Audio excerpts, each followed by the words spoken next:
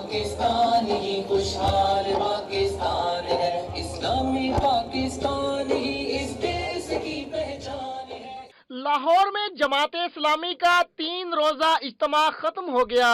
इज्तिमा के आखिरी रोज करप्शन फ्री मार्च का इनेकाद किया गया।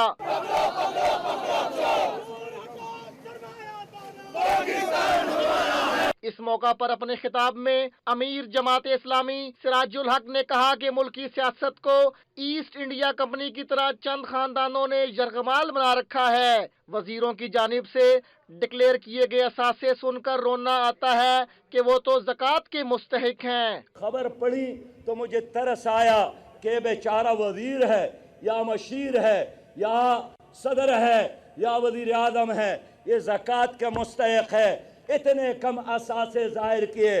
सिराजुल हक ने कहा कि मुल्क में अमीरों के घरों में जानवर भी बेहतरीन खुराक खाते हैं, लेकिन गरीबों का कोई पुरसाने हाल नहीं।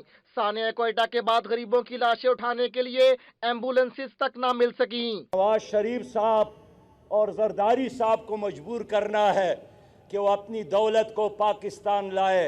अगर इन दोनों ने अपना दौलत पाकिस्तान लाया, हमारे कर्जे ख़त्म हो सकते हैं, हमारी गुर्बत ख़त्म हो सकती है।